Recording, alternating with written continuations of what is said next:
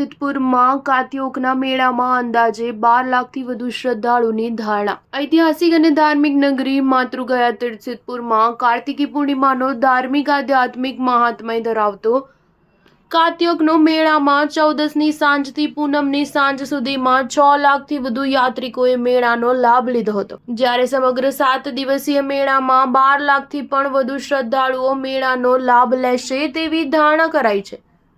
સિદ્ધપુરના કાર્તિકી પૂર્ણિમાના મેળામાં અંદાજે 12 લાખથી વધુ શ્રદ્ધાળુ ઉમટ્યા હોવાની ધારણા અંકાઈ રહી છે, ત્યારે તંત્ર આવનાર યાત્રિકો માટે વિવિધ વ્યવસ્થાઓ ગોઠવવામાં આવી છે।